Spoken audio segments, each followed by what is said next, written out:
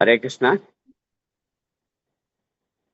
ओम अज्ञानतिमिरान्धस्य ज्ञानाञ्जनशलाकया चक्षुरुन्मिलितं येन तस्मै श्रीगुरवे नमः। श्रीचैतन्यमनोभीष्टं स्थापितं येन भूतले स्वयं रूपा गदा मह्यं ददाति स्वपदान्तिकं। वन्देऽहं श्रीगुरोः श्रीयुता पदकमलं श्रीगुरोन् वैष्णवांश्च श्रीरूपं साग्रजातं सहगण रघुनाथान्वितं तं सजीवं साद्वैतं सावधूतं परिजनसहितं कृष्ण चैतन्यदेवं श्री श्री राधा कृष्णपादान् सहगण ललिता श्री विशाखान्वितां च नमः। ओं विष्णुपादाय कृष्णप्रेष्ठाय भूतले श्रीमते भक्ति वेदांता स्वामिन् इति नामिने। नमस्ते सारस्वते देवे गौरवाणी प्रचारिणे निर्विशेषा शून्यवादी पाश्चात्यादेशतारिणे नारायणं नमस्कृत्यं नरं चैव नरोत्तमं देवीं सरस्वतीं व्यासं ततो जयमुदीरये। नश्च प्रायेषु अभद्रेषु नित्यं भागवत सेवया भगवती उत्तमश्लोके भक्तिर्भवति नैष्टिकी। मूकं करोति वाचालं पङ्गं लङ्घयते गिरिं यत्कृपाकृपयं वन्दे श्रीगुरुं दीनतारिणं परमानन्दमाधवं श्रीचैतन्य ईश्वरम्। वाञ्छाकल्पतरुभ्यश्च कृपा सिन्धुभ्य एव च पतितानां पावनेभ्यो वैष्णवेभ्यो नमो नमः। जय श्री कृष्ण चैतन्य प्रभो नित्यानंद श्री अद्वैत गदाधर श्रीवासादि गौर भक्त वृंद। हरे कृष्णा कृष्ण कृष्ण हरे हरे हरे राम राम राम हरे हरे। హరే కృష్ణ. ఈనాటి నిత్యం భగవత్ సేవయా తరగతికి వైష్ణవులందరికీ స్వాగతం సుస్వాగతం. అర్హత లేని నాకు ఈ అవకాశము కల్పించిన పరమ గురువు పరమ పూజ్య శ్రీ జయపతాక స్వామి గురు మహారాజ్ వారికి, వారి గురుదేవులైన పరమ పూజ్య శ్రీ శ్రీల ఏసి భక్తి వేదాంత స్వామి ప్రభుపాద వారికి, మరియు శిక్షా గురువులైన పూజ్యశ్రీ రూపేశ్వర్ చైతన్య ప్రభు, పూజ్యశ్రీ వైష్ణవ కృప ప్రభు, పూజ్యశ్రీ రఘునందన సేవక ప్రభు, పూజ్యశ్రీ జయగోవింద ప్రభు అందరికీ మరియు వైష్ణవులందరికీ పాదాలకు దండవాద ప్రణామాలు, సాష్టాంగ దండవాద ప్రణామాలు. హరే కృష్ణ. శ్రీమద్ భాగవతము షష్ఠ స్కందము అధ్యాయము సంఖ్య 16 చిత్రకేతువు సంకర్షణ భగవానుని దర్శించుట. శ్లోకము సంఖ్య 10. శ్లోకం సంఖ్య 10. హి అస్య న అస్తి ప్రియః కచ్చేన్ నా అప్రియః స్వః పరః అపి వా ఏకః సర్వాధియాం ద్రష్టా కర్తॄణాం గుణదోషయోః न चास्ति प्रियः कश्चिन्न प्रियः स्वपरोऽपि वा एकः सर्वाधियां द्रष्टा कर्तॄणां गुणदोषयोः. प्रतिपदार्थము.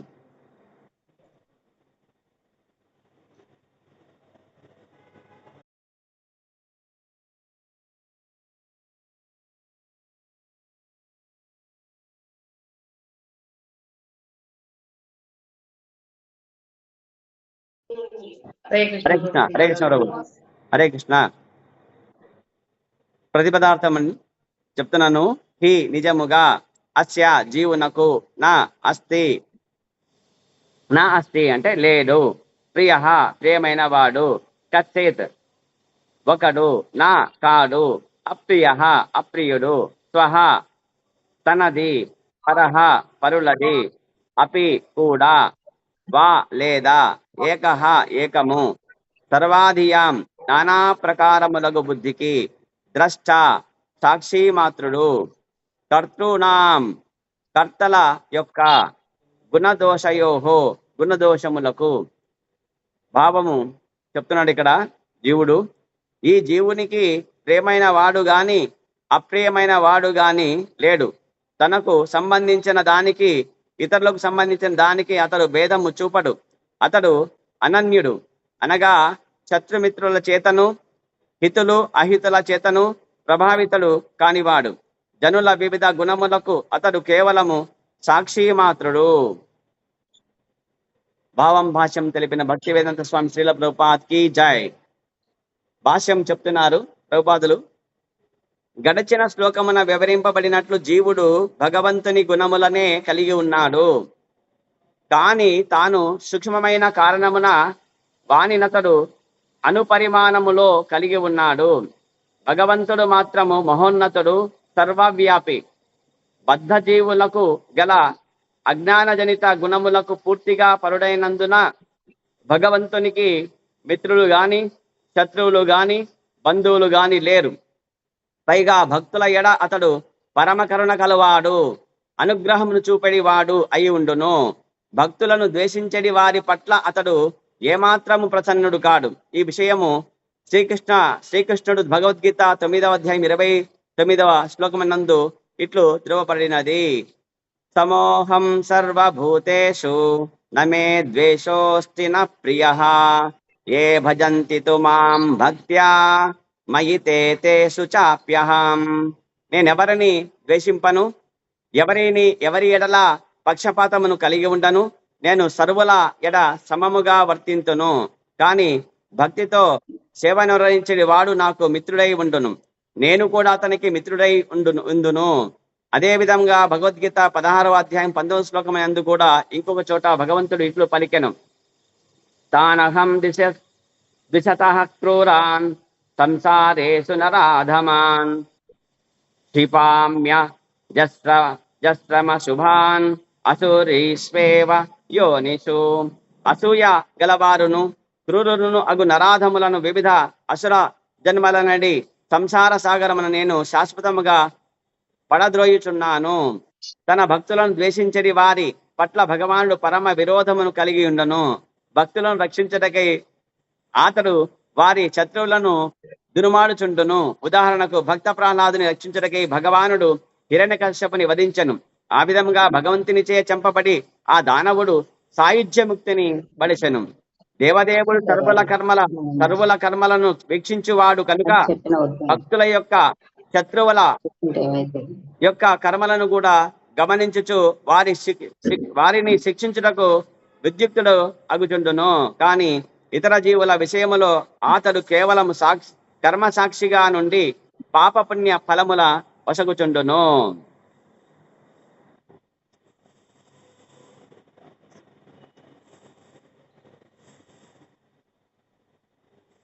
హరే కృష్ణ. ఇక్కడ జీవుడు చెప్తున్నాడు, ఎవరితో చెప్తున్నాడంటే నారద మహర్షి చెప్తున్నాడు. నారద మహర్షుల వారితోనూ చిత్రకేతు మహారాజుతో చెప్తున్నాడు జీవుడు. ఎవరైతే ఆ బాలుడు చనిపోయినాడని చెప్పితే ఆ శవంలో మళ్ళీ మరి ఆ దేవర్షి నారదుల వారు వచ్చేసి ఆ జీవుణ్ణి మళ్ళీ ఆవాహన చేసి, నాయన నీ తండ్రి నీ బంధువులు తర్వాత నీ తల్లులు అందరూ ఏడుస్తున్నారు నీ కోసము, మళ్ళీ నీవు ఈ దేహంలో నుండి కొనసాగి ఈ రాజ్యాన్ని అనుభవించు, భోగములు అనుభవించు అని చెప్తే గనక ఎవరు నాకు తండ్రి ఎవరు నాకు తల్లి అని చెప్పే ఆ జీవుడు ఇక్కడ మాట్లాడుతున్నాడు. ఇక్కడ ఈ జీవునికి ప్రియమైన వాడు కానీ అప్రియమైన వాడు కానీ లేడు అంటే భగవంతుడు చెప్పాడు గీతలోన.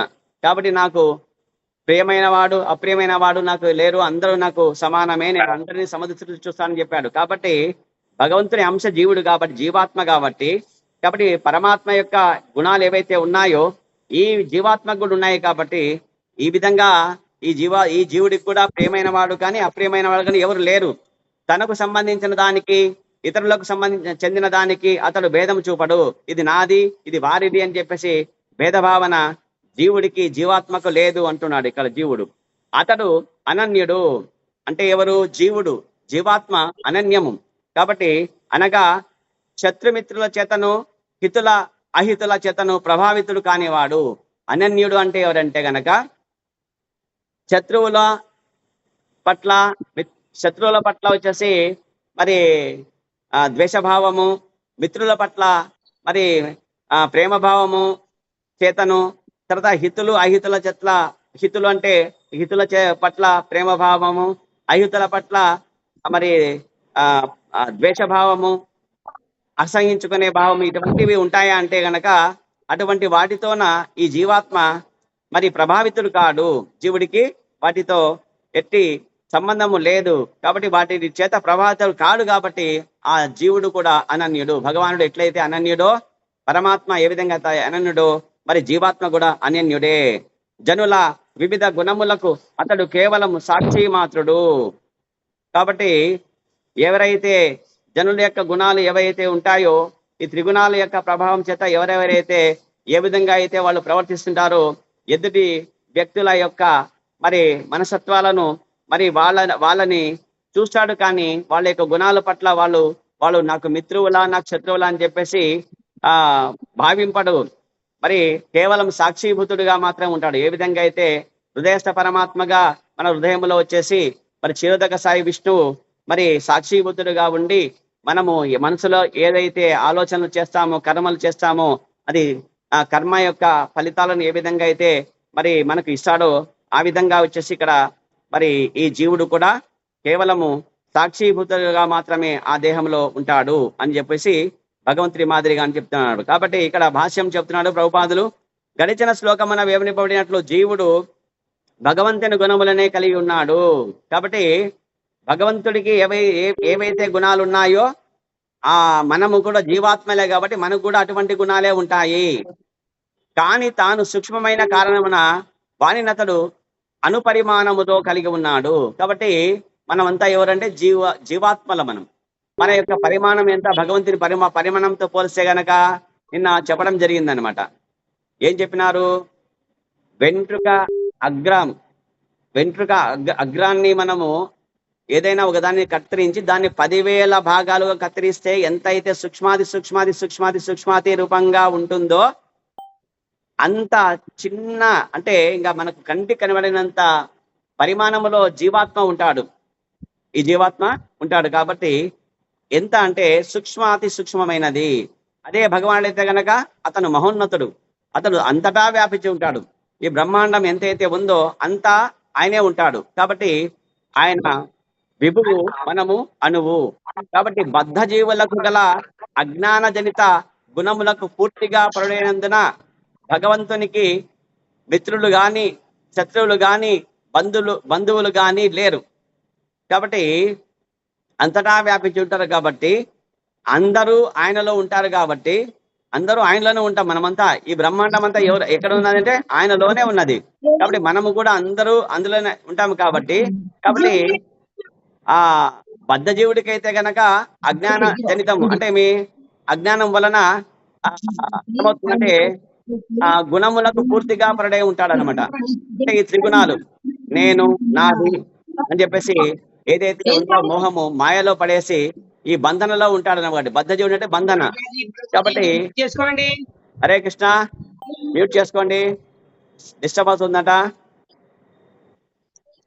ఆల్ మ్యూట్, నేనే చేస్తున్నాను. ఆల్ మ్యూట్ అయిపోయినారు. ఓకే, హరే కృష్ణ. ఇప్పుడు శ్రద్ధగా వినండి కృష్ణ అందరూ. కాబట్టి భగవంతుడికి మిత్రులు గాని శత్రువులు గాని బంధువులు గాని లేరు. అలాగే మరి జీవాత్మకు కూడా లేరు. కానీ ఏమనుకుంటాడంటే కనుక జీవాత్మ బద్ధ జీవుడు కాబట్టి, అంటే బంధన కలిగి ఉంటాడు కాబట్టి నా భార్య, నా పిల్లలు, నా మిత్రులు, నా బంధువులు, నా దేశము, నా శత్రువులు అని చెప్పేసి, నా మిత్రులు అని చెప్పేసి ఈ విధంగా భావనలో ఉంటాడు. ఎందుకంటే అజ్ఞాన జనితమైన గుణముల వలన ఏవైతే త్రిగుణాలు ఉన్నాయో, సత్వరజో తమో గుణాలు ఏవైతే ఉన్నాయో ఇవి అజ్ఞాన జనితం వలన కలిగేవి. కాబట్టి ఎప్పుడైతే ఈ గుణ సంపర్కముతో ఉంటాడు కాబట్టి ఆ జీవుడు బద్ధ జీవుడైపోతాడు.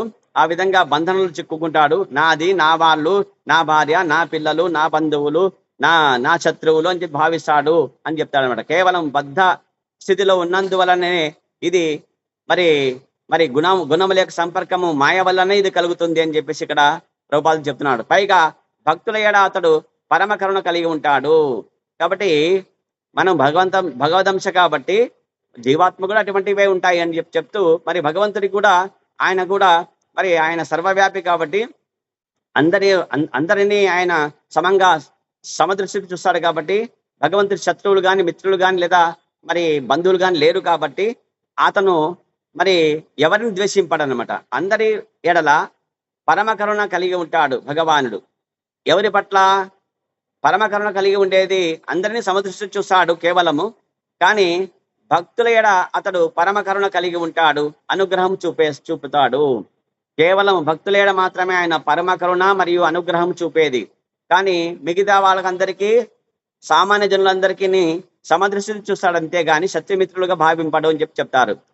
అలాగే భక్తులను ద్వేషించే వారి పట్ల అతడు ఏమాత్రం ప్రసన్నుడు కాడు.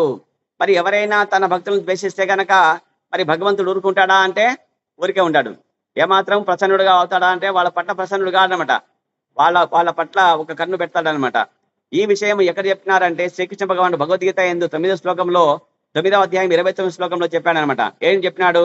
సమోహం సర్వభూతేషు నమే ద్వేషో అస్తి న ప్రియః ఏ భజంతి తు మాం భక్త్యా మయి తేషు చాప్యహం. నేనెవ్వరిని ద్వేషింపను, ఎవరి ఎడల పక్షపాతము కలిగి ఉండను అని చెప్పాడనమాట. మరి నేను సర్వుల ఎడ సమముగా వర్తిస్తాను అని చెప్తున్నాడు. అందరినీ సమదృష్టి చూస్తాను, అందరినీ ఒకే చూపుతో చూస్తాను అంటాడు అనమాట. అంటే ఎవరికి ఎక్కువ తక్కువ చేయను అని చెప్తాడు. కానీ భక్తితో సేవ నొసగడి వాడు నాకు మిత్రుడై ఉంటాడు, నేను అతనికి మిత్రుడై ఉంటాను. కాబట్టి ఎవరు భగవంతుడిగా మిత్రుడంటే ఎవరైతే భక్తియుత సేవ భగవంతుడు చేస్తారో వారు భగవంతుడికి మిత్రుడు అనమాట. కాబట్టి ఆయన పట్ల కూడా భగవానుడు మిత్రుడుగా మరి వ్యవహరిస్తాడు. అదే విధంగా భగవద్గీత 16వ అధ్యాయము 19వ శ్లోకం ఇంకొక చోట భగవంతుడు ఇట్లు పలికేను. తానహం ద్విషః క్రూరాన్ సంసారేషు నరాధమాన్ క్షిపామ్యజ్జస్స మశుభాన్ అసురీస్వేవ యోనిషు. కాబట్టి మరి ఎవరైతే అసూయ గలవారు ఉంటారో, ఎవరైతే క్రూరంగా మరి క్రూర ప్రవర్తన కలిగి ఉంటారో అట్టు వారిని నరాధములు అంటాడు భగవానుడు. ఏమంటాడు? క్రూరులు, తర్వాత అసూయ గలవారు. మరి హింస చేసేవాళ్ళు ఎవరైతే ఉంటారో క్రూరంగా, మరి ఏమాత్రము దయ జాలి కరుణ లేకుండా ఎవరైతే క్రూరంగా వ్యవహరిస్తారో అటువంటి వారి పట్ల, తర్వాత అసూయ ఉండే వారి పట్ల వీళ్ళు ఇద్దరు వచ్చేసి నరాధములు అని చెప్తారన్నమాట. ఈ 2 కేటగిరీ వాళ్ళు. వీళ్ళని ఆయన భగవానుడు ఏం చేస్తాడంటే అసుర జన్మలు ఇస్తాడు. అసుర అంటే ఎవరు? రాక్షస జన్మలు ఇస్తాడనమాట.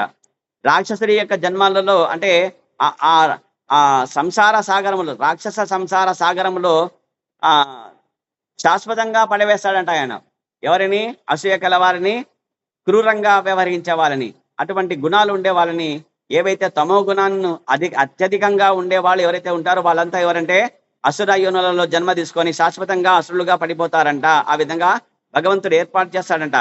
కాబట్టి తన భక్తులను ద్వేషించడి వారి పట్ల భగవానుడు పరమ విరోధమును కలిగి ఉండును. ఎవరైతే భగవంతుని భక్తులను ద్వేషిస్తారో వారి పట్ల పరమ విరోధం కలిగి ఉంటాడంట. మరి ఉదాహరణకు భక్త ప్రహ్లాదుడు. మరి భక్త ప్రహ్లాదుడు యొక్క తండ్రి హిరణ్యకశ్యపుడు మరి సొంత తండ్రి అయి ఉండి కూడా మరి రాక్షసుడు కాబట్టి, అసురుడు కాబట్టి, దైత్యుడు కాబట్టి ఏమవుతుందంటే గనక విష్ణువు మాకు శత్రువు అంటాడనమాట. కాబట్టి నువ్వు హరినామాన్ని, నారాయణ నామాన్ని మానే అని చెప్తాడనమాట ఎవరిని? కొడుకుని. కానీ కొడుకు మానతాడా అంటే మానడు. ఎందుకంటే ఆయన పరమ భాగవతుడు కాబట్టి ఆ నామస్మరణ నిరంతరం చేస్తూనే ఉంటాడు. కాబట్టి నువ్వు నాకు శత్రువు అని చెప్పేసి ఈ బాలుని శిక్షించండి, చంపేయండి అని చెప్పేసి భార్య కూడా చెప్తాడు. విషం పాలిచ్చి చంపేసేయి నీ కొడుకుని, కయాదు అని చెప్పి పిలుస్తాడు అనమాట భార్యని. కాబట్టి ఆ విధంగా విషం పాలు తాగినా కూడా హరే కృష్ణ హరే కృష్ణ కృష్ణ కృష్ణ హరే హరే, హరే రామ రామ రామ హరే హరే అంటే కనుక నారాయణుడు రక్షిస్తాడు. మరి పర్వతం పై నుంచి పడదోస్తాడనమాట, తొయ్యిస్తాడనమాట. పాపం చెప్తారు ఎవరు? ఆ భటులు, నాయన నువ్వు చిన్ని బాలుడివి, నువ్వు మాకు కాబోయే రాజువి, మీ నాన్న తర్వాత నువ్వే కదా, మరి చిన్నగా నువ్వు ఆ మాట వదిలేసి, నారాయణ అని చెప్పేది వదిలేసి మీ నాన్న చెప్పిన మాట వినంటే, లేదు నాయన, మీరు రాజు మీకేం చెప్పినాడు? రాజు యొక్క మీరు కింకరులు, మీరు సేవకులు, మీరు రాజు చెప్పినట్టు మీరు చేయాలా, లేదా రాజద్రోహం అయిపోతారు, రాజద్రోహులు అయిపోతారు. కాబట్టి పడేసేయండి నన్ను అంటాడు అంతే ప్రహ్లాదుడు. సరే అని చెప్పేసి పాపం వాళ్ళు బాధపడుతూ పడేస్తారు. అప్పుడు విష్ణు వస్తాడనమాట, నారాయణ వచ్చారు, పట్టుకుంటాడు. ఏం ప్రహ్లాద, ఎంత ధైర్యం నీకు, ఏమి అంటే పడే అని చెప్పేసి అంటున్నావే, మరి వాళ్ళు చెప్పిన మాట వినొచ్చు కదా అంటే, నాకెందుకు భయము, నాకేం భయం లేదు. ఏమి ఆ శ్రమంతా బాధ్యత అంతా ఎవరిది, మీది, ఎందుకంటే నేను మీ నామం స్మరిస్తున్నా కాబట్టి అని చెప్పేసి చెప్తానంట. కాబట్టి మీరుండగా నాకేం చెప్పండి, కాబట్టి నాకేం భయం లేదు, కాబట్టి నేను మిమ్మల్ని నమ్ముకున్నాను కాబట్టి, మీ శరణాగతి పొందాను కాబట్టి మీరు రక్షిస్తారని చెప్పేసి నమ్మకంతో ఉన్నాను కాబట్టి ఆ విధంగా పడేయని చెప్పినాను అని చెప్పేసి పడేస్తారనమాట. ఆ విధంగా కొండలలో పైనుంచి పడేయడము, సముద్రంలో పడేయడము, మరి ఈ విధంగా విష సర్పాలతోటి కాటు వేయిస్తే కనుక అవి పూలమాలలుగా మారిపోవడము, ఇవన్నీ భగవంతుడి యొక్క కృప వల్ల, మరి ఆయన యొక్క కృప, మరి ఆ పర కరుణ వచ్చేసి పరమ కరుణ కలిగి ఉంటాడు, అనుగ్రహం కలిగి ఉంటాడు కాబట్టి ఆ విధంగా భక్తులను రక్షిస్తాడనమాట. మరి అదే విధంగా శత్రువుల్ని ఎంత, మరి కృష్ణుడు ఎంతో ఆయన, మరి ఆయన యొక్క ఆ రూపం ఎట్లుంటుందంటే ఎంతో ఆకర్షణీయంగా ఉంటుంది, సర్వాకర్షకుడు, ఆనందాన్ని ఇస్తుంది ఆయన రూపాన్ని చూస్తే గనక. కానీ అటువంటి ఆయన ఏమైపోతాడంటే కోపం వచ్చినందుకు శత్రువుని, అంటే తన భక్తుడి యొక్క శత్రువు ఎవరైతే ఉన్నాడో హిరణ్యకశిపుని చంపడానికి ఉగ్ర రూపాన్ని నరసింహస్వామిగా అవతరించి ఎంతో కోపంగా గర్జిస్తూ అన్ని 14 లోకాలు గడగడ గడగడ వణికిలాగా గర్జించేసి మరి అల్ల కల్లోలం చేసేసి మరి ఆ దేహాన్ని పట్టి బట్టను ఏ విధంగా అయితే ఒక వస్త్రాన్ని చించి పెలికలుగా అట్లా చేసేస్తాడో ఆ దేహాన్ని ఛిద్రంగా చేసేస్తాడు అనమాట. ఆ విధంగా దునుమాడినాడు, హిరణ్యకశిపుడిని వధిస్తాడు ఆ విధంగా. కాబట్టి ఆ విధంగా భగవంతుని నుంచి చంపబడి ఆ దానవుడిని మరి ఏం చేసినాడు, సాయుధ్య ముక్తి ఇచ్చినాడు అనమాట ఆయనకి, సాయుధ్య ముక్తి. కాబట్టి ఆయన ఎక్కడైతే ఆయన యొక్క సారూప్య, సాయుధ్య, సామీప్య అని చెప్పేసి అంటే ఆయనలో ఐక్యం చేసుకున్నాడు, సాయుధ్య ముక్తి అని చెప్పేసి చెప్తారు ఇక్కడ శాస్త్రంలో మరి ఆచార్యులు. ఆ విధంగా సాయుధ్య ముక్తిని బడిసెను. దేవదేవుడు సర్వుల కర్మలను వీక్షించువాడు కనుక భక్తుల యొక్క శత్రువుల కర్మలను కూడా గమనించుచు వారిని శిక్షించడానికి ఉద్యుక్తుడగును. కాబట్టి భగవంతుడు మరి ఆ భక్తుల హృదయంలోనే మాత్రం ఉంటాడా అంటే కాదు, అందరి హృదయాల్లో హృదయస్థ పరమాత్మగా ఉంటాడు. సీమ నుంచి పిపీలికము మొదలు బ్రహ్మాది వరకు అందరి హృదయస్థ పరమాత్మగా ఉండేవారు భగవానుడు. కాబట్టి చీమ హృదయంలో ఉంటాడు, దోమ హృదయంలో ఉంటాడు, ఈగ హృదయంలో ఉంటాడు కదా. తర్వాత ఇది ఏది రెక్కలది సీతాకోక చిలుక హృదయంలో ఉంటాడు, పిచ్చుక హృదయంలో ఉంటాడు, కాకి హృదయంలో ఉంటాడు. కాబట్టి పక్షులు, తర్వాత జలచరములు చేప హృదయంలో ఉంటాడు, తర్వాత మానవులు, వృక్షం హృదయంలో కూడా ఉంటాడు. ఆ విధంగా వచ్చేసి మరి దేవతల హృదయంలో ఉంటాడు, రాక్షసుల హృదయంలో ఉంటాడు కూడా. కాబట్టి రాక్షసుల హృదయంలో ఉంటాడు ఆయన. కాబట్టి రాక్షసుల హృదయంలో ఉంటాడు కాబట్టి భక్తుల హృదయంలోనే ఒకటే మాత్రం కాదు, అక్కడ ఉంటాడు. కాబట్టి ఆ శత్రువు అంటే ఎవరు, ఆయన తన భక్తులకి శత్రువు కాబట్టి తనకు శత్రువు కాబట్టి ఆయన హృదయంలో ఏముంది తెలిసేసుకొని వాడిని శిక్షిస్తాడనమాట. కాబట్టి హిరణ్యకశిపుడు ఏమనుకుంటాడు, నాకు ఇంట బయట చావు లేదు, భూమి పైన ఆకాశం పైన చావు లేదు, రాత్రి పగులు నాకు చావు లేదు, ఎవరితో నాకు చావు లేదు అనుకుంటా. కానీ లోపల ఉండేసి మొత్తం సెట్ చేసేసి మొత్తం అంతా ఆ విధంగా వధిస్తాడనమాట. కాబట్టి కానీ ఇతర జీవుల విషయములు అతడు కేవలం కర్మ సాక్షిగా నుండి పాప కర్మల ఫలితములను వసుగుచుండును. ఇక భక్తుల విషయంలోన అంటే మిత్రుడుగా ఉంటాడని చెప్తున్నాడు. మరి భక్తుని యొక్క శత్రువుల విషయంలో శత్రువుగా ఉంటాడని చెప్తున్నాడు. మరి వేరే వాళ్ళు ఎవరైతే ఉంటారో, మిగతా వాళ్ళు జీవులు ఎవరైతే ఉంటారో వాళ్ళ హృదయములో ఆ ఇతర జీవుల విషయములో భగవంతుడు కేవలం కర్మ సాక్షిగా ఉండి వాళ్ళ యొక్క పాప పుణ్య కర్మల ఫలితాలకు తగిన ఫలాలు ఇస్తూ ఉంటాడనమాట. బాగా భక్తి చేస్తే కనుక ఏదో మరి 50% భక్తి చేసినాడు, వెంటనే హరే కృష్ణ అయిపోయి కాలం తీరిపోయింది. నెక్స్ట్ ఏం చేస్తాడు, ఆయనకి భక్తి చేసుకోవడానికి భగవంతుడు వాళ్ళ కర్మఫలం బట్టేసి ఒక బ్రాహ్మణుడి ఇంటిలోనో లేదా ఒక సంపన్నుల ఇంటిలోనో జన్మ ఇస్తాడనమాట. మిగతా 50% భక్తి పూర్తి చేసేసి తన ధామానికి రావాలని చెప్పేసి. కాబట్టి ఇటువంటి ఏర్పాటు చేస్తుంటాడు భగవానుడు అని చెప్పి ఇక్కడ 10వ శ్లోకం నందు చెప్పినారు. 11వ శ్లోకం,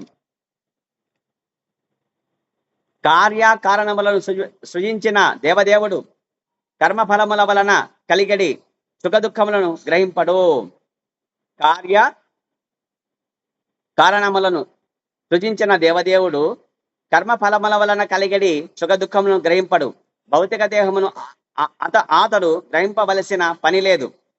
భౌతిక దేహము లేని కారణమున అతడు సదా ఉదాసీనుడై ఉండును. అతని అంశమాత్రములకు జీవులు ఆ గుణములలో అతి సూక్ష్మ భాగమును కలిగి ఉందురు కనుక ఎవ్వడును సొకింపరాదు. కాబట్టి ఆ జీవుడు చెప్తున్నాడు ఎవరితో చెప్తున్నాడు? చిత్రకేతు మహారాజు చెప్తున్నాడు. జీవుడు భగవంతుని యొక్క గుణాలతో కలిగి ఉంటాడు. కాకపోతే అతి సూక్ష్మమైన భాగము గుణములలో అతి సూక్ష్మ భాగము మాత్రం కలిగి ఉంటాడు. కాబట్టి ఈ సత్యము తెలిసిన వారు ఎవరు శోకింపరాదు అని చెప్పేసి హితబోధ చేస్తున్నాడు అనమాట ఆ జీవుడు. ఎవరికి? చిత్రకేతు మహారాజుకి. ఇక్కడ చెప్తున్నాడు ఇక్కడ జీవుడు కార్యకారణములను సృజించిన దేవదేవుడు. మరి కార్యము కారణం, ఒక కార్యం చేయాలంటే కారణం ఉంటుందా ఉండదు? చెప్పండి కృష్ణ చెప్పండి. ఒక కార్యం చేయాలనుకున్నారు మీరు ఇప్పుడు కృష్ణుడు సేవ చేయడానికి చేస్తున్నారు కదా. కృష్ణుడు సేవ చేయడం అనేది కార్యము. మరి దానికి కారణం ఉందా లేదా చెప్పండి. కాబట్టి ఖచ్చితంగా ఈ కారణం ఎవరు చేస్తారు? మనం చేస్తామా కారణము? ఆ కారణం చేసేది కూడా, ఆ కారణాన్ని మన హృదయంలో కలిగించేది కూడా భగవంతుడే. ఇప్పుడు మనము యమునా నది పుష్కరాలు ఉన్నాయి, తర్వాత బృందావన యాత్ర వెళ్ళాలా అనేది కార్యం చేసింది ఎవరు? ఆ కృష్ణుడే. ఆ తర్వాత వచ్చేసి మరి దానికి కారణం చేసింది కూడా ఆయనే. కారణం ఏంటి? బృందావన యాత్ర పోవడానికి. ఇంకా యాత్రకు పోయేదాన్ని ఏమంటాం? కార్యం అంటామట. పోయి సఫలం చేసుకుంటాం, కార్యం సఫలం చేసుకొని వస్తాం అనమాట. ఆ విధంగా ఈ రెండు ఏర్పాటు చేసి సృష్టి చేసేది ఎవరయ్యా అంటే దేవదేవుడే, ఆ కృష్ణుడే. కాబట్టి కర్మ ఫలముల వలన కలిగడి సుఖ దుఃఖములు గ్రహింపడు. ఆ రెండు చేసేది ఆయనే. కాబట్టి ఆ కర్మ ఫలాల వలన కలిగడి సుఖ దుఃఖాలు భగవంతుడు తీసుకుంటాడంటే తీసుకోడు. ఎవరు తీసుకుంటారు? ఎవరైతే కర్మలు చేస్తారో వాళ్ళు చూసుకుంటారు. అంతే. కర్మలు ఇస్తాడు మనకి, అంతే. కారణం ఇస్తాడు, మన హృదయంలో ఇస్తాడు, మన చేత కర్మలు చేయిస్తాడు. మరి ఆ కర్మ ఫలాలు వలన కలిగేది సుఖ దుఃఖాలు మాత్రము తనకు సంబంధం లేదు. ఎవరికి? ఆ జీవుడు ఏ దేహంలో ఉన్నాడో, ఏ దేహంతో ఆ జీవుడు ఉండి ఆ కర్మలు చేస్తున్నాడో వారికి సంక్రమిస్తుంది అన్నమాట. ఆ ఫలాలు, ఆ సుఖ దుఃఖాలు వారికి ఇస్తాయి. ఆ దేహానికి ఇస్తాడు అంతే. ఎవరికి ఇస్తాడు? దేహానికి ఇస్తాడు అంతే, కానీ జీవాత్మకు కాదు ఇచ్చేది అనమాట. కాబట్టి శ్రీ జగన్నాథ బలదేవ్ సుభద్రమాయికి జై, శ్రీ ప్రభుపాదికి జై. కాబట్టి ఇక్కడ భగవంతునిది మరి భౌతిక దేహమా అంటే కాదు. కాబట్టి భౌతిక దేహమును అతడు గ్రహింపవలసిన పని లేదు. భగవంతుడికి యొక్క శాశ్వతమైన దేహం ఉంది, సచ్చిత్ ఆనంద స్వరూపమైనది, సచ్చిదానంద విగ్రహమైనది. కాబట్టి సచ్చిదానంద విగ్రహుడైన భగవానుడికి మరి మనలాంటి భౌతిక దేహం తీసుకోవాల్సిన అవసరం ఉందా అంటే లేనే లేదు. మనం బద్ధజీవులు కాబట్టి మనము భోగించాలని చెప్పేసి ఆ కోరిక ఉంది. కాబట్టి ఈ భౌతిక జగత్తులో వచ్చేసి భోగించే ఏర్పాటు భగవంతుడు చేసేసి ఇక్కడ పడేస్తాడు మమ్మల్ని, అంతే. అంటే భోగించడం ఒకటే కాదు, రెండు, సుఖము దుఃఖము రెండు ఇస్తాడు, అంతే. చీకటి పగులు మాదిరిగా, అదే శీతాకాలము ఎండాకాలం మాదిరిగా రెండు ఇస్తాడు అనమాట. ఆ విధంగా సుఖ దుఃఖములను గ్రహింపడు భగవంతుడు. కాబట్టి భౌతిక దేహాన్ని పొందిన జీవాత్మలకి మాత్రమే ఆ సుఖ దుఃఖాలు ఇస్తాడు తప్ప తను మాత్రం తీసుకోడు ఆయనకి. ఎందుకంటే ఆయనది భౌతిక దేహం కాదు, ఆయనది దివ్య దేహం ఆయనది, మనలాంటి భౌతిక దేహం. కాబట్టి భౌతిక దేహము లేని కారణమున అతడు సదా ఉదాసీనుడై ఉండును. కాబట్టి అతను ఏమాత్రము సుఖము గాని దుఃఖము గాని ఉండదు. శత్రువులు గాని మిత్రులు గాని ఉండరు, బంధువులు గాని ఎవ్వరు ఉండరు. కాబట్టి ఉదాసీనంగా ఉంటాడు. ఎంతో చాలా ఉదాసీనంగా అంటే చాలా సింపుల్ గా, ఎంత ఉదాసీనంగా ఉంటాడంటే గనక ఆయనకు ఏమి పని చేయాల్సిన అవసరం ఉంది. ఆ భగవంతుడికి ఏమి చేయాల్సిన అవసరం లేదు. కాబట్టి ఆకలి అవుతుంది ఆయనకి, ఆకలే కాదు. అన్నం తినాల్సి వస్తుందా? లేదు. మరి నీళ్ళు తాగాల్సిన అవసరం వస్తుందా? లేదు. గాలి పీల్చుకోవాల్సిన అవసరం వస్తుందా? లేదు. కాబట్టి ఈ భౌతిక జగత్తులో జీవులకు అవన్నీ అవసరం. కాబట్టి మరి ఆకలి అనేది, శుద్బాధ, ఇవన్నీ ఎవరికి ఉంటాయంటే కనుక అతి సూక్ష్మ భాగమున కలిగి ఉన్న జీవులకు మాత్రమే. భగవంతుడి అంశలే మనము అయినా కూడా భగవంతుడు సముద్రం అయితే మనము సముద్రంలో నీటి బిందువు. కాబట్టి ఆ విధంగా అతి సూక్ష్మ భాగమును పొందిన జీవాత్మలకు మాత్రమే దేహము ఉంటుంది. అంతే. దాని పట్ల దేహం తీసుకున్నప్పుడు మాత్రమే ఆ దుఃఖాలు కలుగుతాయి. జీవుడికి మాత్రము, జీవాత్మకు మాత్రము దుఃఖము లేదు. కాబట్టి ఎవరు శోకించరాదు అని చెప్పేసి పరమ సత్యాన్ని ఇక్కడ, మరి రహస్యాన్ని ఇక్కడ చెప్తున్నాడు జీవుడు. ఇక్కడ భాష్యం ప్రభావం చెప్తున్నాడు చూడండి, చాలా చక్కగా చెప్తున్నాడు. బద్ధ జీవునకు శత్రుమిత్రులు ఉండరు. బద్ధ జీవునకు శత్రుమిత్రులు ఉంటారు. శత్రువులు మిత్రులు ఎవరుకుంటారు? బద్ధ జీవుడికి ఉంటారు. అంతే. ఎవరుకుంటారు? మనమంతా ఎవరు? బద్ధ జీవులు అంటే ఏమి? బద్ధకమా? సోమరిపోతలా? కాదండి. బద్ధ జీవులు అంటే బంధించబడిన వాళ్ళు. బంధన. ఏమా బంధన అంటే సంసారం అనే బంధన. కాబట్టి సంసారము, భార్య, పిల్లలు, తర్వాత బంధువులు, తర్వాత మిత్రులు, తర్వాత శత్రువులు కదా. ఈ విధంగా అసమదీయులు, తసమదీయులు మాదిరిగా. కాబట్టి అసమదీయులు, తసమదీయులు, అస్మదీయ, తస్మదీయులు మాదిరిగా ఇవి ఎవరికి ఉంటాయి అంటే గనక బద్ధ జీవుడికి ఉంటాయన్నట్టు. ఇవన్నీ శత్రుమిత్రులు ఉండేది ఎవరికంటే బద్ధ జీవుడికి. అతడు తన గుణదోషములచే ప్రభావితుడగును. కాబట్టి ఏమా బద్ధ జీవితం ఎట్లా వచ్చింది? శత్రుమిత్రులు ఎక్కడి నుంచి వచ్చినారు వాళ్ళు అంటే తన గుణం. ఏమా గుణములు? త్రిగుణాలు, సత్వ రజో తమో గుణాలు. సత్వగుణం అంటే సాత్వికంగా ఉంటాడు, పర్లేదు. రజోగుణం అంటే నేను ఎవరంటే తెలుసా నీకు? ఏం నాకు నమస్కారం పెట్టలేదు, దండం పెట్టు, నేను చెప్పిందే వినాలా నువ్వు. రజోగుణం అనమాట ఇది. ఈ గుణం ఉండేవాళ్ళు వినకపోతే ఏమవుతాడు? నాకు మనసు నువ్వు నా మనసుకు నచ్చలేదు కాబట్టి నువ్వు నా శత్రువి. అంతే. ఐ హేట్ యూ అంటాడు. మనసుకు నచ్చలేదు కాబట్టి ఐ హేట్ యూ. మనసుకు నచ్చలేదు కాబట్టి ఐ లవ్ యూ అంటాడు అనమాట. ఐ లైక్ యూ అంటాడు. కాబట్టి లైక్ యూ, హేట్ యూ అంటాడు. కాబట్టి ఇది మనసుకు నచ్చితేనే. కాబట్టి ఇదంతా ఏది? బద్ధ స్థితి. ఇది త్రిగుణం యొక్క ప్రభావం ఇదంతా ఇది. కాబట్టి బద్ధ జీవునకు శత్రువులు మిత్రులు ఉంటారు. ఎందుకు ఉంటారంటే అతడు తన గుణ దోషములచే ప్రభావితుడు అవుతాడు కాబట్టి. కొడుకు నీవు, కూతురు నీవు, నేను చెప్పినట్టు వినాలా అంటే ఎవరు కొడుకు, ఎవరు కూతురు, ఎక్కడి నుంచి వచ్చింది? నీవు సంరక్షకుడు అంతే. ఆ పిల్లలు ఎవరు? భగవత్ వరప్రసాదములు, కృష్ణుడి యొక్క బీజాలవి. నువ్వు రైతు అంతే. ఎవరు నీవు? రైతు. నీ భూమిని దున్నినావు, నువ్వు విత్తినావు. ఏమి? ఆ విత్తి ఎవరిది? భగవంతుడిది. కాబట్టి విత్తు ఆయన ఇచ్చినాడు కాబట్టి నువ్వు విత్తినావు అంతే. ఆయన వరప్రసాదం కాబట్టి ఆ బిడ్డలు నీకు వచ్చినాడు అంతే. వాళ్లకు భగవంతుడు సేవ చేసి వాళ్ళకి మంచి భక్తులుగా తీర్చిదిద్దే అవకాశం మీకు ఇచ్చినాడు కాబట్టి ఆ సేవ చేయాలంతే నేను. అంతేగాని వాళ్ళపైన అధికారం చేసే హక్కు, అధికారం మనకు లేదు అని అనమాట ఇక్కడ. కాకపోతే ధర్మం ప్రకారంగా బిడ్డలు తల్లిదండ్రుల యొక్క సేవ చేయాలా, వాళ్ళ మాట వినాలా, లేకపోతే నరకానికి పోతారనేది కూడా సత్యం అన్నమాట. కాబట్టి కనుకనే మనిషి కాబట్టి ఏమవుతాడంటే తాను పరమ నియామకుడైనందున అతడు ద్వైత భావముచే ప్రభావితుడుగాడు. కాబట్టి భగవంతుడు ఎవరంటే ఆ భగవానుడు మాత్రం ఎల్లప్పుడూ దివ్యుడే. మనిషి అయితే అంటే ఇప్పుడు మనమంతా ఎవరు? దేహం తీసుకున్నాం, దేహదారులు కదా. దేహదారులు ఏమంటారు? దేహదారిని ఏమంటామంటే జీవాత్మలు అంటాం. మనమంతా ఎవరు? జీవాత్మలు. దేహం ధరించినాం కాబట్టి. మరి భగవంతుడు అట్లా మనలాగా భౌతిక దేహం ధరిస్తాడా అంటే ధరించడు.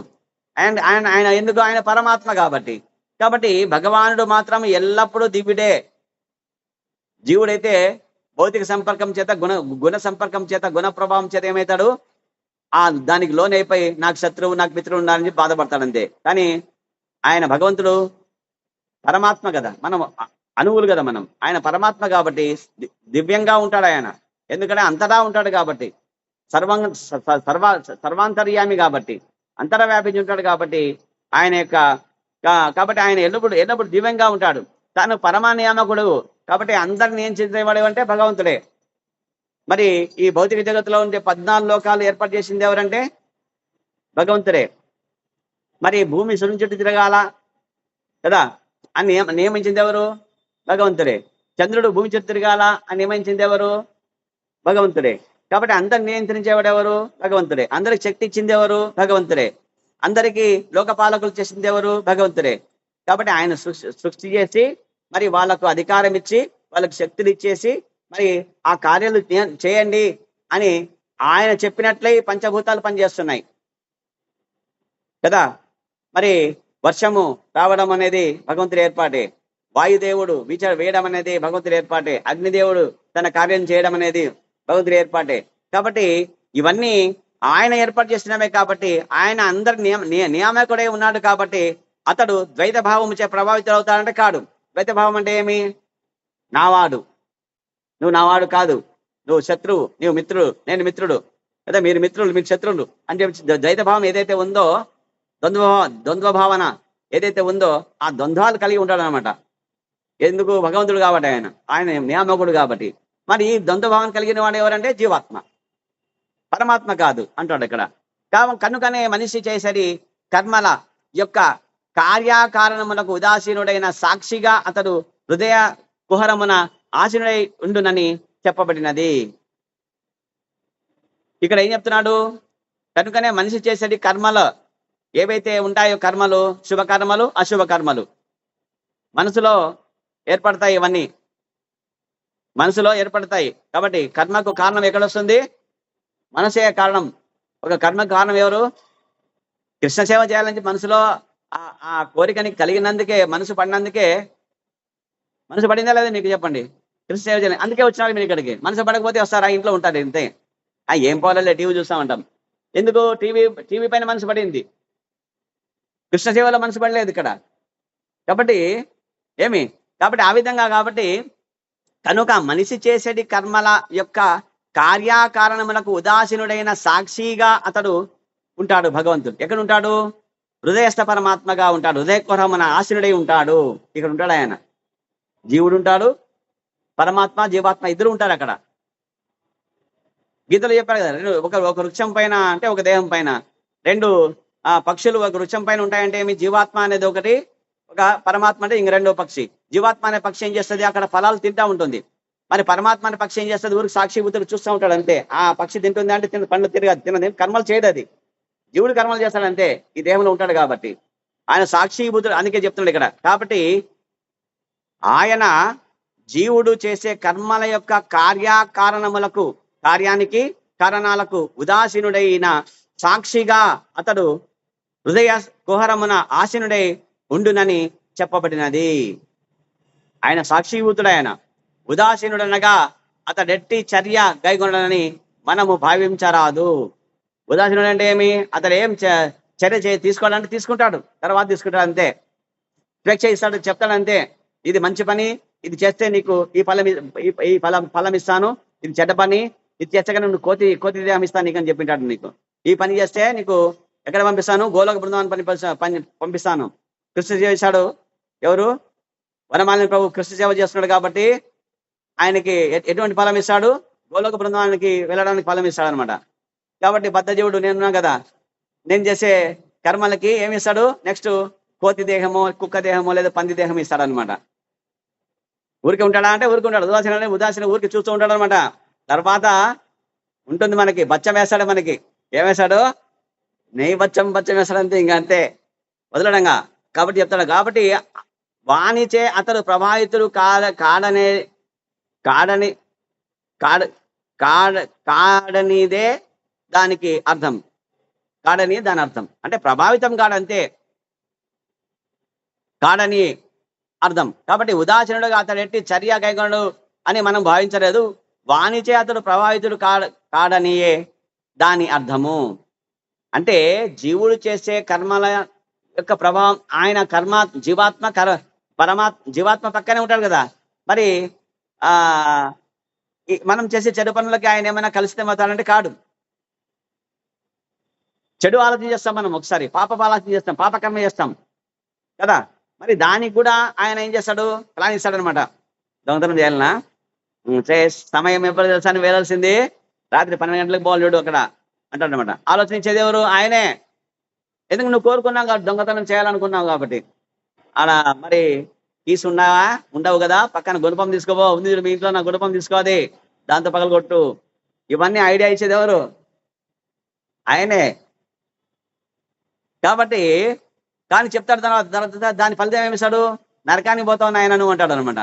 కాబట్టి నువ్వు చేయొద్దని చెప్తాడు. కానీ మనమే ఏమి మాయలో పడిపోయి కలిపురుషుడి ప్రభావంలోన ఇరుక్కుపోయి ఇరుక్కుపోయినాం అంతే, ఇంకా అయిపోయింది. ఇక్కడే జనన మరణ కాలచక్రంలోన పుట్టుక చావు ఈ కాలచక్రంలో ఇక్కడే మరణిస్తూ అనేక దేహాలు తీసుకుంటూ ఉన్నాం. డ్రెస్సులు చేంజ్ చేస్తున్నాం.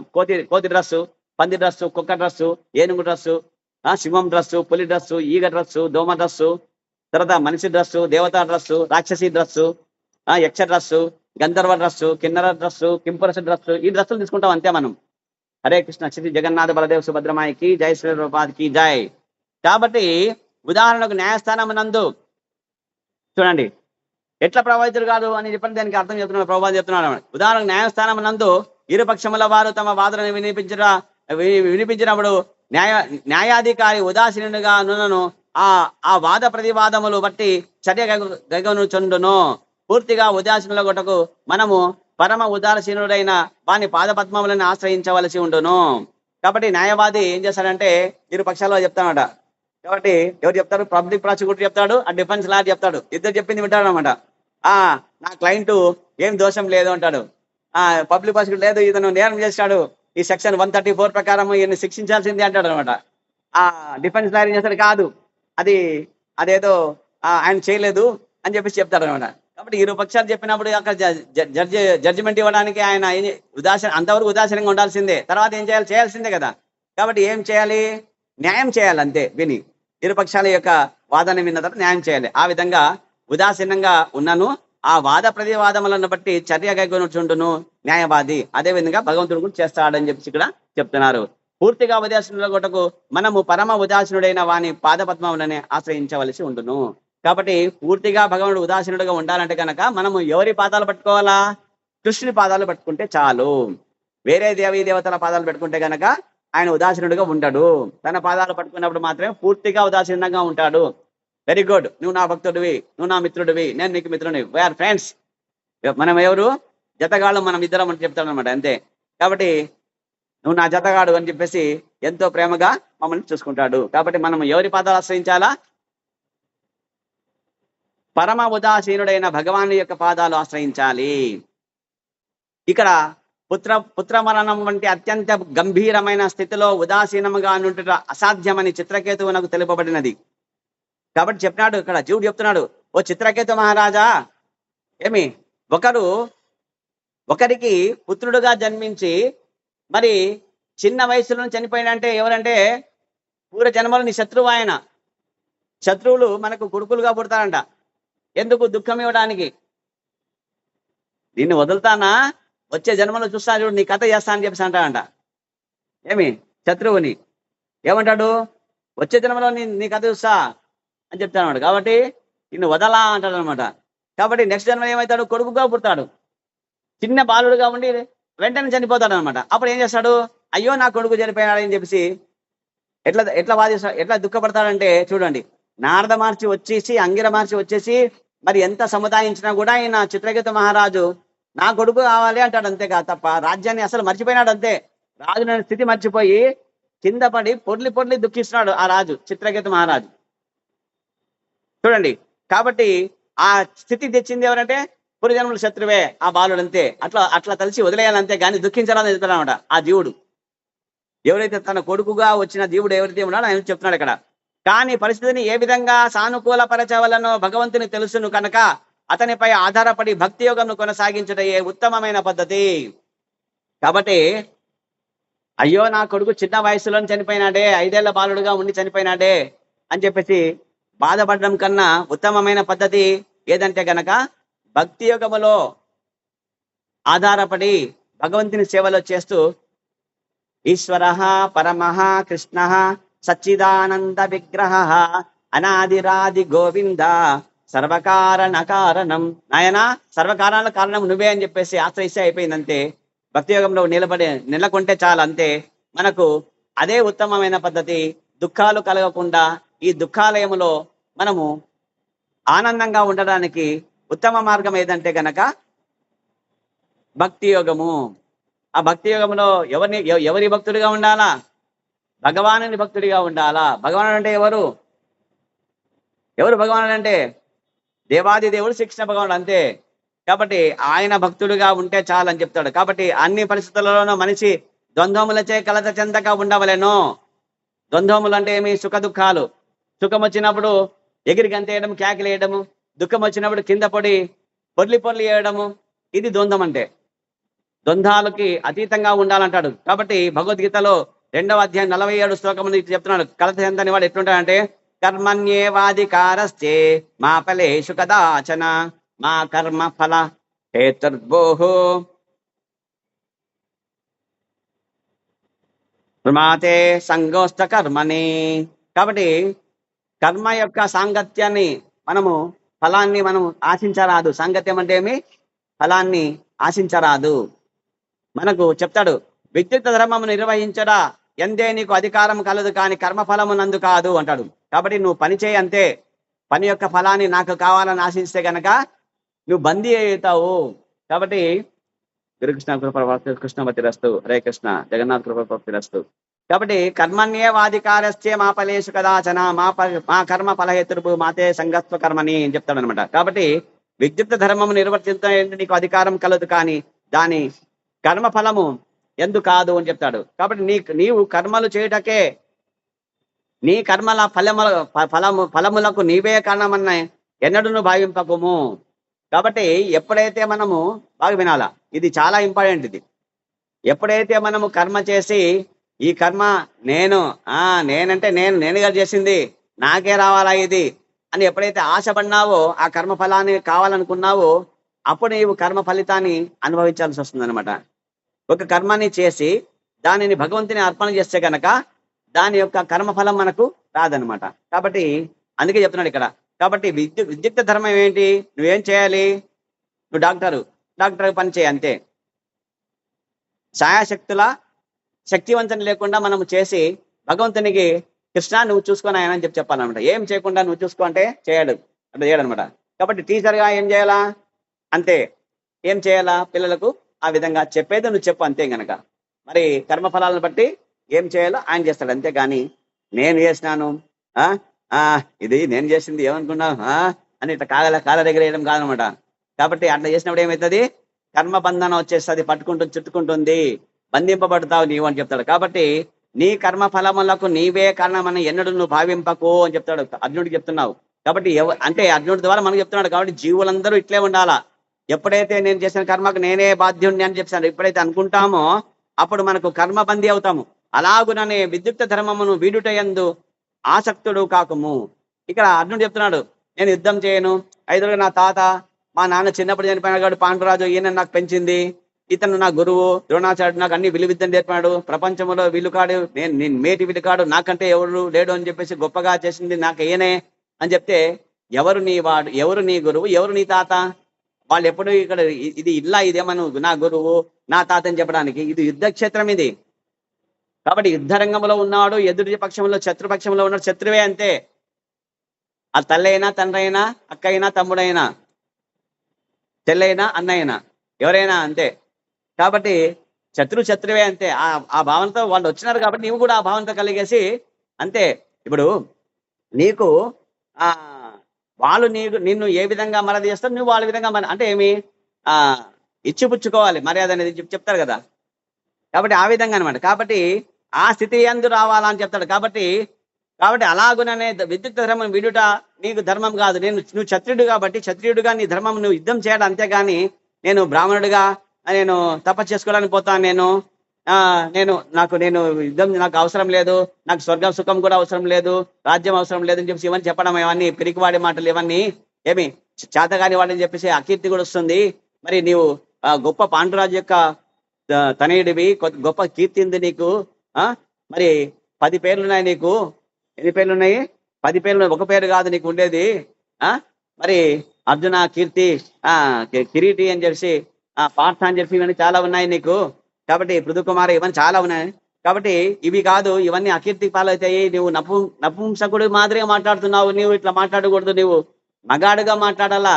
ధనుసు పట్టు రా, గాంధీవం నీ దగ్గర ఉండేది మామూలు కాదు. నేనున్నాను నీ ఎదురుగా, ఏం భయపడలేదు, రా వీళ్ళందరినీ ఇంతకు ముందే చంపేశాను నేను, వీళ్ళు ఊరికి నిమిత్త మాత్రంగా ఉన్న ఊరికి బాణం వేయి అంతే అని చెప్తాడనమాట. ఆ విధంగా అర్జునుడు, ఆ విధంగా మనం కూడా భగవంతుడు ఉంటాడు, ఆయన ముందు పెట్టుకొని మనం చేస్తే కనుక అన్ని కార్యాల్లో కృష్ణ సెంటర్డ్ కర్మ ఎప్పుడైతే చేస్తామో మనం కర్మబందీలు కాము అనేది ఫైనల్ అన్నమాట, ఫైనల్ జడ్జిమెంట్ ఇప్పుడు. హరే కృష్ణ. కాబట్టి ప్రతి ఒక్కడు తాను చేయవలసినది ఏదంటే భక్తి. ఆ భక్తి మరి కార్యసిద్ధి కొరకు ఎవరిపైన ఆధారపడాలంటే కృష్ణుడి పైన. కృష్ణ భగవానుడి యొక్క భక్తియుక్త సేవ ప్రేమతో చేసేయాలంతే. అంతవరకే. ఎంతవరకు చేసినాను, దీనికి ఫలితం నాకేమైనా వచ్చిందా లేదా అని టెస్టింగ్ చేయకూడదు అంతే. టెస్టింగ్ చేస్తే కనుక నువ్వు ఫెయిల్. టెస్ట్ చేయకుండా అంతా నీవే నాయన అని చెప్పేసి కృష్ణుడి పైన ఆధారపడేసి ఆయన పైన భారం వేస్తే అంతా నీదే, పాల ముంచిన నీట ముంచిన నీదే భారం అని చెప్పేసి మనము భగవంతుడికి సరెండర్ అయిపోయి ఆయన చరణావిందలను ఆశ్రయిస్తే మనకు హరే కృష్ణ అంతా కృష్ణ సాహిత్యాన్ని మనం పొందగలము. వాంఛాకల్పతరుభ్యశ్చ కృపా సింధుభ్యైవ చ పతితానాం పావనేభ్యో వైష్ణవేభ్యో నమో నమః. అనంత కోటి వైష్ణవ బృందికి జై శ్రీల ప్రభుపాదికి, జై శ్రీల గురుదేవికి, జై నితాయ్ గౌర్ ప్రేమానందే. హరి హరి బోల్. హరే కృష్ణ.